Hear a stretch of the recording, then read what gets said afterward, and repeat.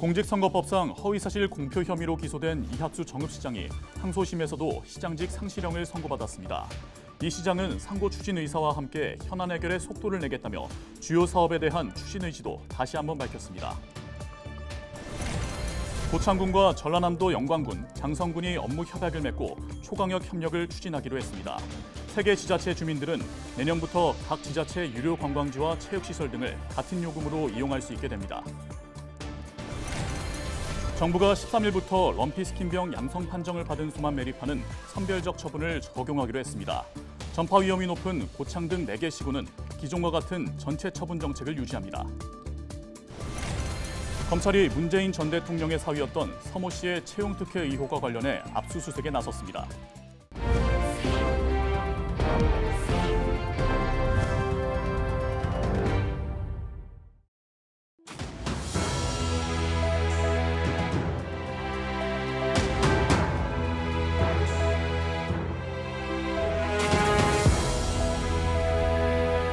시청자 여러분 안녕하십니까? 헬로티비 전북뉴스입니다.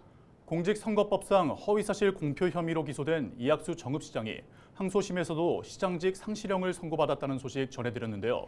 이 시장은 상고 추진 의사와 함께 현안 해결에 속도를 내겠다며 주요 사업에 대한 추진 의지도 다시 한번 밝혔습니다. 김남호 기자가 보도합니다. 이학수 정읍시장이 13일 정읍시청 소회의실에서 기자 간담회를 가졌습니다.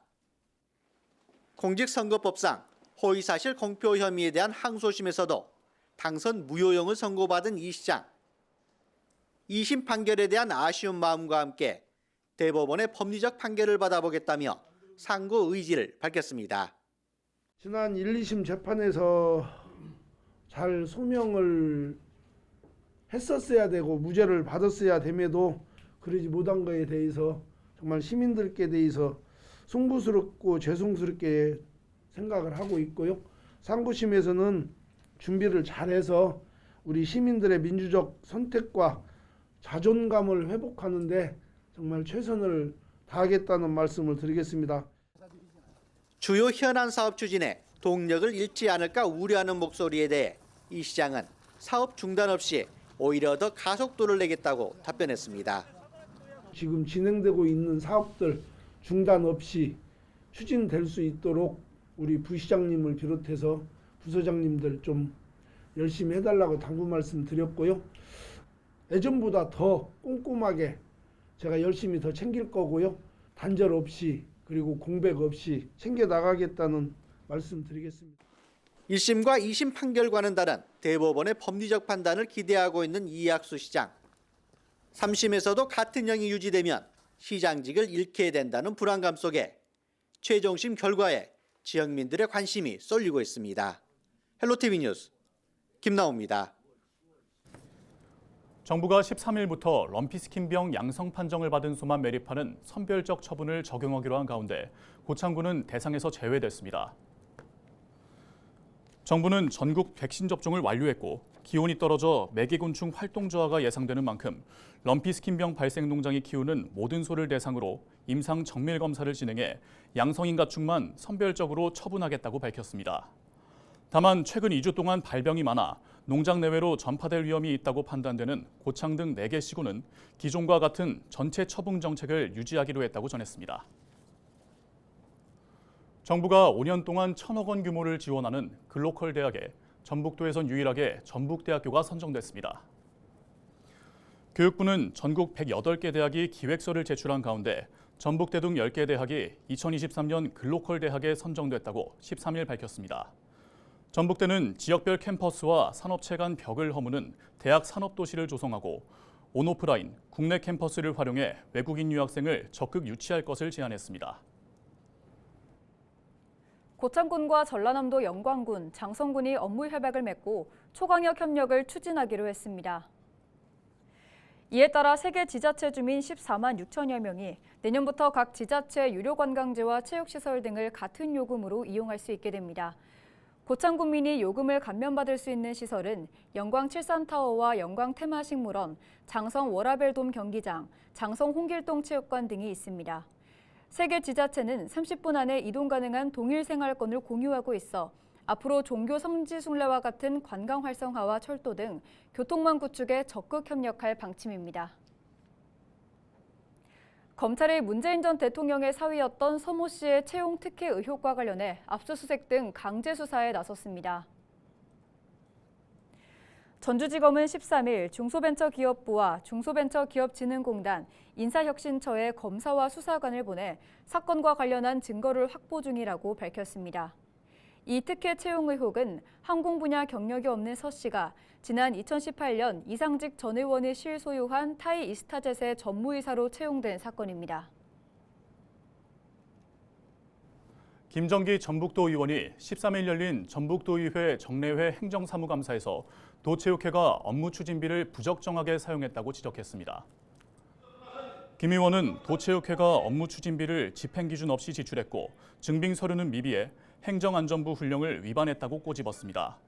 또한 전북도가 현지 정산검사로 업무 추진비 집행 부적정을 지적했음에도 개선하지 않고 있고 행정사무감사 자료 제출에서도 개인정보보호법을 위반했다고 질타했습니다. 김성수 전북도 의원이 도의회 행정사무감사에서 잼버리 백서 발간 용역 허위 실적 증명서에 대해 철저한 조사를 촉구했습니다.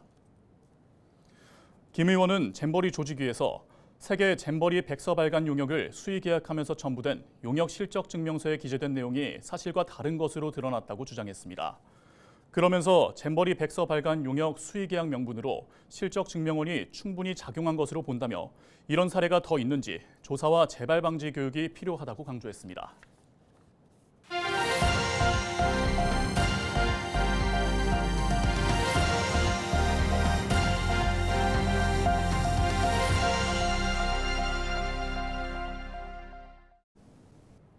지역 소멸을 막아라. 케이블 TV 공동기획보도 순서입니다.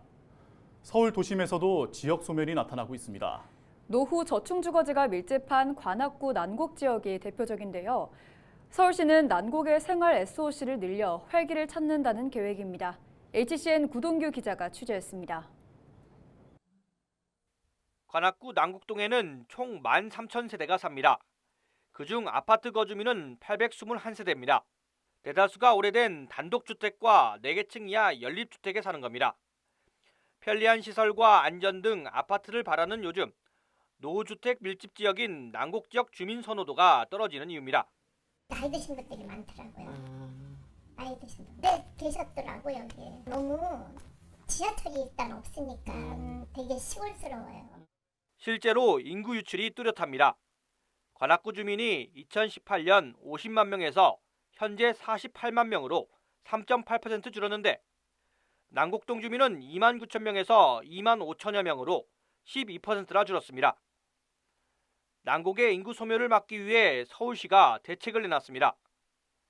지난 10월 시가 발표한 난곡 생활권 중심 지구 단위 계획을 보면 대형마트를 특별 계획구역으로 지정해 복합 개발을 유도하고 5%를 기부받아 문화와 여가시설 등 생활 SOC를 늘리도록 했습니다.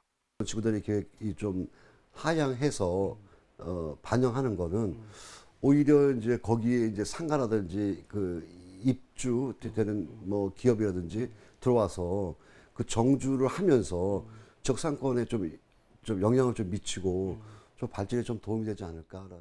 또 사회 기반 시설 구축을 위해 제한이 없었던 최대 개발 규모를 1,500제곱미터로 한정하고 공동 개발할 수 있는 건물 수도 3분의 1로 낮춰 개발이 빠르게 이뤄질 수 있도록 했습니다.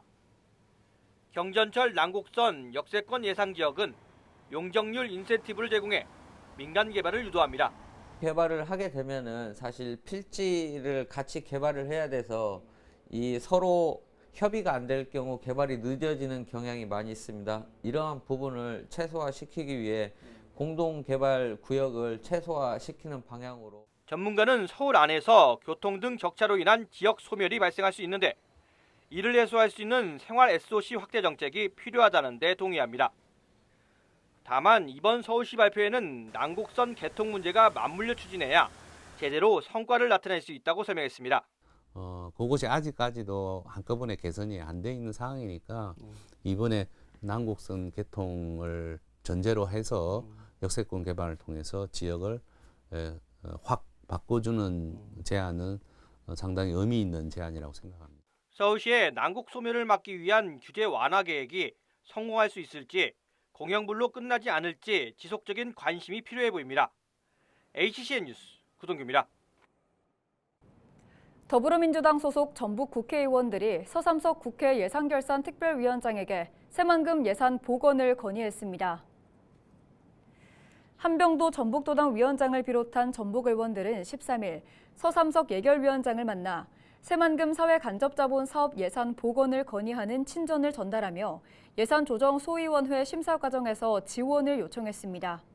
한병도 위원장은 새만금 개발 완성과 전북 발전의 희망을 이어갈 수 있도록 예산소위에서 새만금 예산 원상 복원을 부탁드린다고 말했습니다. 657조 원 규모의 내년도 국가 예산안을 최종 심의 의결하는 국회 예산결산특별위원회 예산조정소위원회에 남원과 순창, 임실을 지역구로 둔 이용호 의원이 선임됐습니다. 이 의원은 오는 17일까지 감액 심사를 마친 뒤 20일부터 닷새간 증액 심사를 진행하는 예산소위에 참여합니다. 예산소위는 여야 15명으로 구성되며 상임위와 예결위를 통과한 국가 예산안을 결정합니다.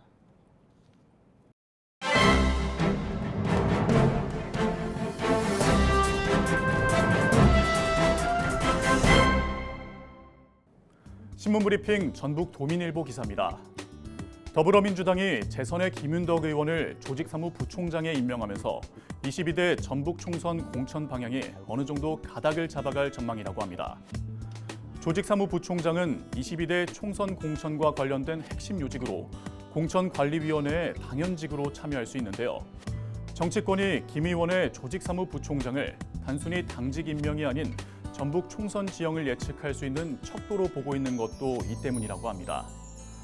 민주당 핵심 당직자는 21대 국회가 후반기에 접어들면서 운동권과 586 세대의 교체를 요구하는 목소리가 커 22대 총선을 앞두고 재선과 3선 이상의 586 중진 의원의 퇴진이 예상됐다면서, 하지만 민주당 내 대표적인 586 그룹 중 한 사람인 김윤덕 의원이 조직사무부총장을 맡아 총선 전면에 나서게 되면서 특정 세력과 특정 세대를 겨냥한 현역 교체가 쉽지 않을 것 같다고 전망했습니다.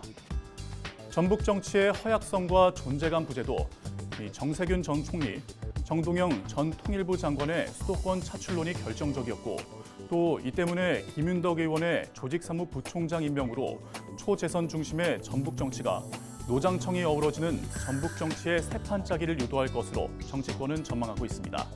지금까지 신문브리핑이었습니다.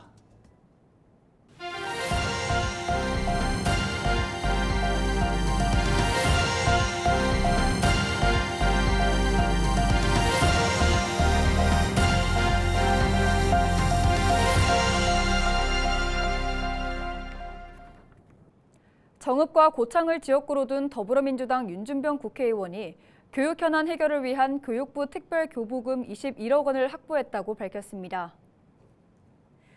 정읍은 확보한 교부금 10억 3천여만 원을 서진초등학교 담장과 옹벽 보수, 제일고등학교 성면 천장 교체 등에 쓸 예정입니다.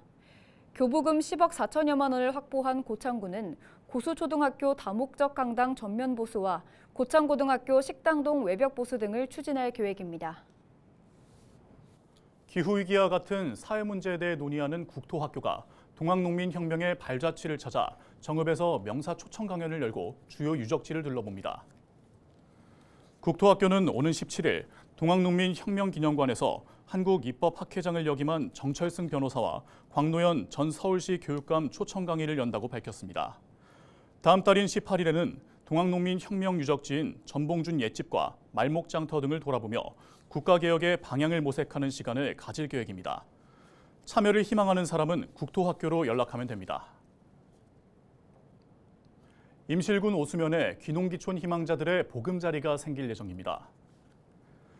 임실군은 전북도가 주관한 2024년 귀농귀촌 임시거주시설 조성 사업에 선정돼 도비 18억 원을 확보했다고 밝혔습니다. 이에 따라 옛 봉천초등학교 부지에 총 사업비 36억 원을 들여 주택과 실습농장과 같은 복합 공간을 2025년까지 준공할 계획입니다. 이번 사업을 통해 귀농귀촌 희망자들이 임실군에 안정적으로 뿌리내릴 수 있는 계기가 마련될 것으로 기대합니다.